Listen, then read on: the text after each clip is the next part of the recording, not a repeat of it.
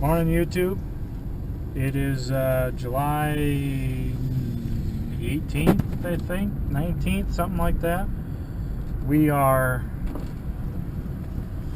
headed to rebuild the hydraulic cylinders and hopefully mount up the loader and make sure everything works. And hopefully that'll be about it, other than rewiring the tractor and yeah, getting it to charge so I don't have to hook up a battery charger anymore when I start it. But I've got some rebuilt, or I shouldn't say rebuilt, I got some new leather cups for the hydraulic cylinders. As you can see, I've got one loaded in the car. I've got a couple of O-rings, and unfortunately they were not able to get the felt seals that were needed, but I stopped at Home Depot and I think I got something that'll work. So we'll have to see if what I got works. So stay tuned, and we should be there shortly. So this is episode 18, I think.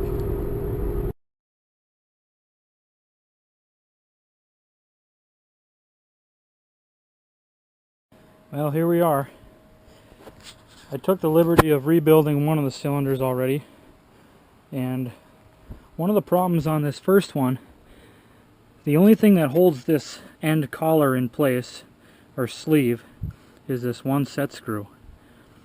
And on this cylinder, the set screw had been stripped out, and I'll show you what the collar looks like here.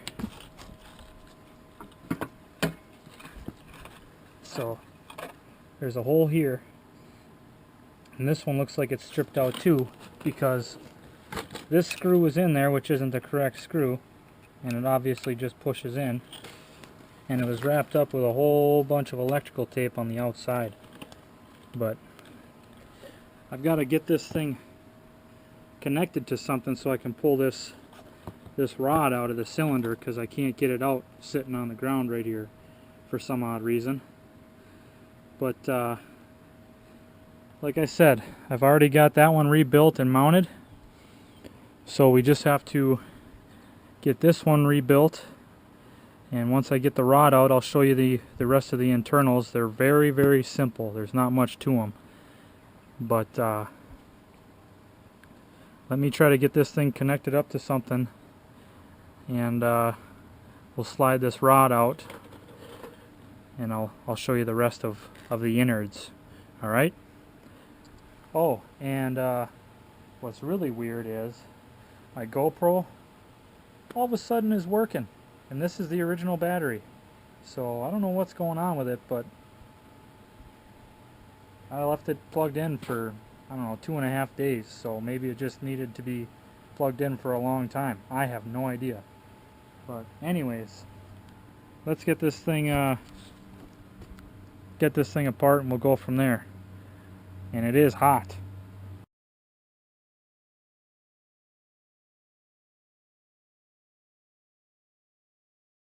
Alright, here's the innards.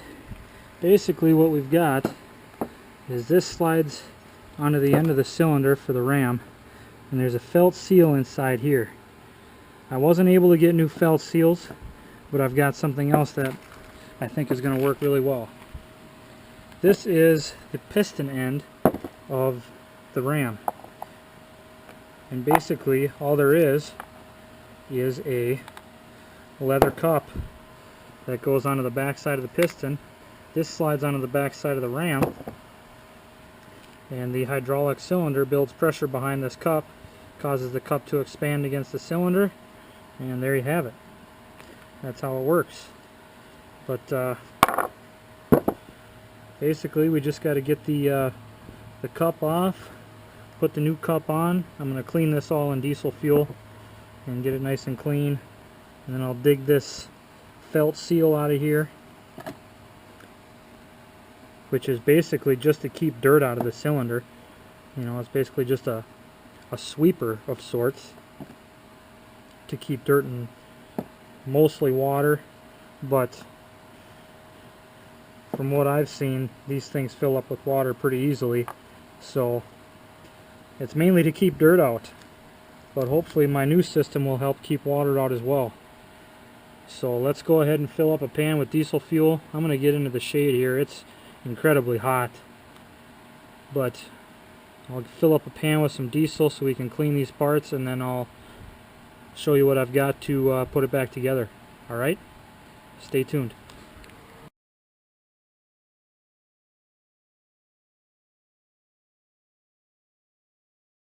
Alright, so here's what we've got. This is the old leather cup off of the back of the piston here. So I've got the new leather cup on there and assembled. Everything's cleaned up. This is the felt seal that goes inside this collar here. You can see a groove in there. And I can't locate a felt seal for this anywhere. So what I did was went to Home Depot or whatever local hardware store you have, and I got a toilet tank reseal kit. And this gasket, this big rubber gasket that goes between the tank and the bottom half of the toilet, happens to be, part of it anyways, the same diameter as the felt seal inside.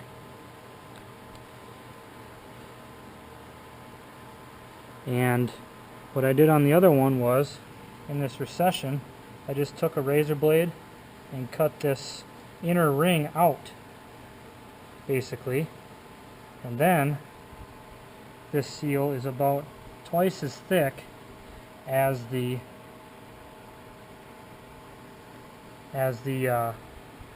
felt itself. So then I took and split it down the side, and that allowed me to have pretty much the exact same type of seal here, only it's rubber. So hopefully, because it's rubber, it'll help keep more water out, and it'll act as a scraper to keep the dirt off the ram. So that's my hope anyways. But let me go ahead and get this thing trimmed up, and we'll go from there. We should just be able to reassemble it after that. Alright? Stay tuned.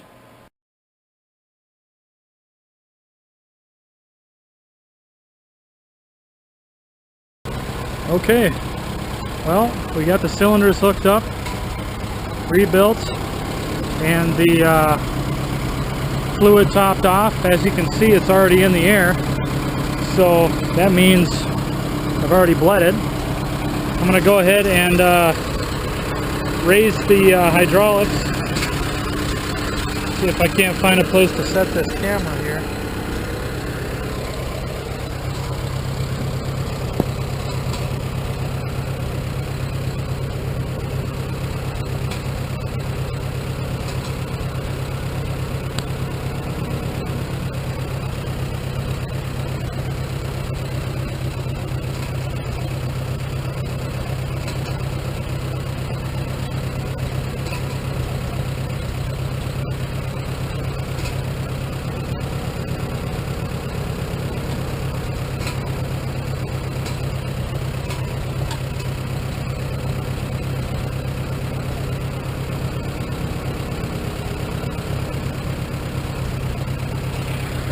You can see it doesn't lift all the way. That's because I have to hook up the auxiliary tank yet, but at least we've got it working. We don't have any leaks on the cylinders. Everything seems to be working pretty good. So let's go ahead and see if we can't hook up the bucket. It's going to be kind of a challenge by myself, but we'll give it a shot here.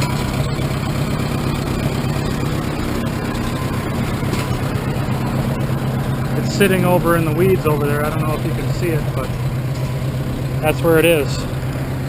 Tell you what, I'll set the camera up so that you guys can see me pull into it. Should make for an interesting little interesting little video here.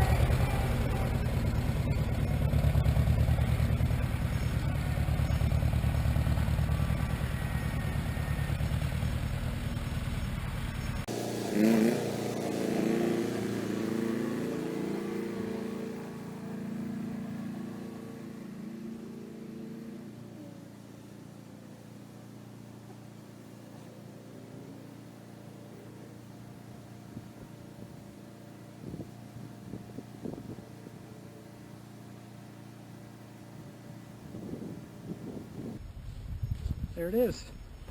Seems to work pretty darn good. Pretty darn good. I'm pretty satisfied. The trip clipped right into place. Got a horsefly flying around my head. And looks like the battery's about to give out, so I'll give you one final look. There we are.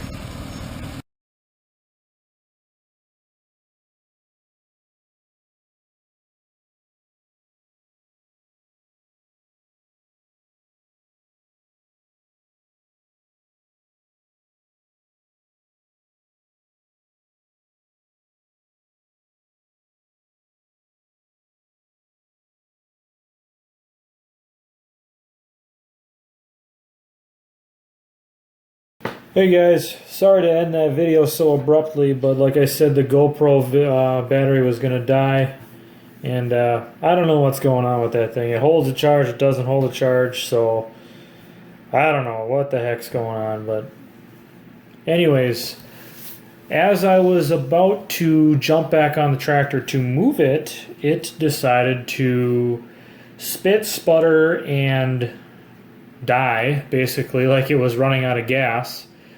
So I think I've got a plug somewhere between the fuel tank and the carburetor, because I cracked the drain on the carb bowl and very little gas came out, and I left it open and nothing came out. So I closed it, and I can't imagine that whatever it is in the tank, because I cleaned the tank with hot soap and water and coated it with red coat. So I doubt it's that or the inlet going into the fuel bowl. And the carburetor is completely rebuilt, as you guys saw. So I think it's probably the fuel line that I have on it, because that's the original fuel line. I did clean it out, but I must not have got everything out of it, so it's yeah, it's not, something's plugging it up. It's not getting fuel into the carburetor. It's either that or the carburetor float is stuck in the up or closed position, which I highly doubt, because I tapped on it with a block of wood quite a few times and I couldn't get any fuel into it. So I'm thinking it's probably something that's plugged up the carburetor inlet screen that goes directly into the carburetor body itself. But yeah, it just got too hot. I wasn't gonna monkey with it sitting there in the sun some more. So I'm gonna go over there tomorrow morning and hopefully figure it out. So that's the plan.